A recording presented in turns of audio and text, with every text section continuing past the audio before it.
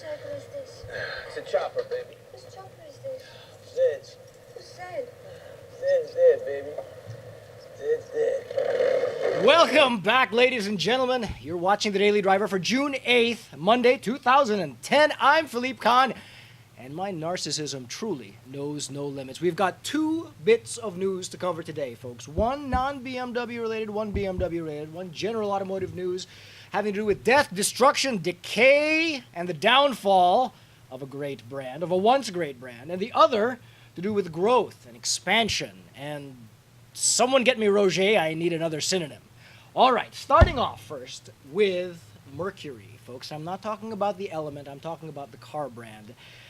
Late last week, news broke that Ford officials were considering discontinuing the storied brand. Not long after that happened, a plethora of Ford executives came out denying that any decision had been made, saying that things were still on the table, things still being considered. But the writing does seem on the wall, folks, that Mercury will probably not be with us for very long. This model year, they only have two products on the market, and they've been steadily been cut over the years. And frankly, the relevance of this car brand has diminished since the 1950s, pretty much in a linear decline. Normally, folks, I would be the first one to defend any car maker, any car company who brought something compelling, innovative, unique, or exciting to the market.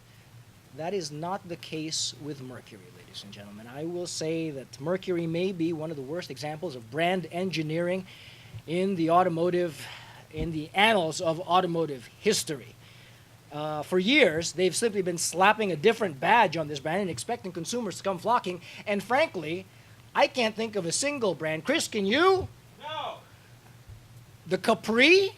The Grand Marquis? I can't think of a decent thing that they've put out in the last 30 years which would actually make a consumer get excited. Certainly nothing that would make an enthusiast excited, and it's a sad thing to see. And before you folks come out there and start saying that I'm a Ford hater, that I'm just all about the German car brands, that I don't like American cars, I will say this much about Ford. I admire the fact that they did not take a single dime of government money back when GM was begging for it, and they certainly weren't bought out by some Italian bucket maker like one Chrysler, perhaps. Ford has done an amazing job of maintaining their market share and maintaining their business momentum through some of the toughest automotive times we've seen.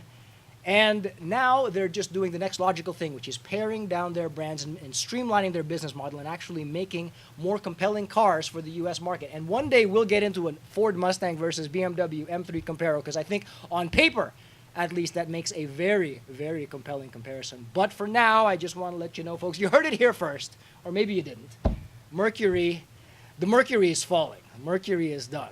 We're in the last days of Mercury. Now, enough of the death, destruction, and decay and entropy. Now we're going into the growth story, and a very compelling one. I'm talking specifically about the BMW brand, and even more specifically about their diesel products, which, for the first time ever, managed to outsell their gasoline products. I'm talking specifically about the 335D and, of course, the X5D. In April of this year, the D outsold the I by about 100 units. Thank you. And in May of this year, the X5 diesel outsold the X5 gas model 6-1. 6-1!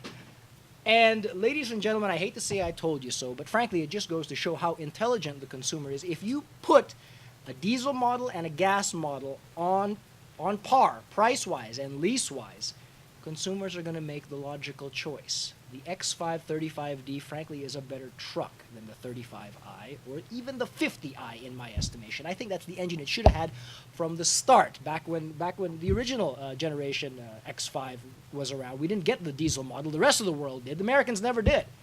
And on the 335D front, I think that just goes to show, too, that even in a car application, that diesel motor, 425 pounds-feet of torque worth of it, is a hard thing to pass up, especially when it gets better fuel economy than the gas version. Now, it's not all kudos, and this goes straight to BMW. BMW, you need to bring a full lineup of diesel cars to the U.S. pronto. It's 2010. Strike that. Actually, according to you, it's 2011.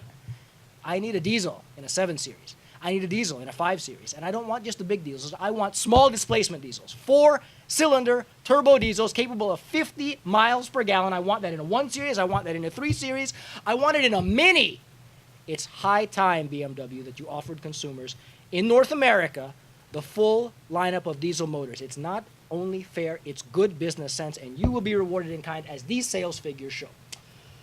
All right, folks, that about wraps it up for today. I'm Philippe Kahn, and we shall see you next time.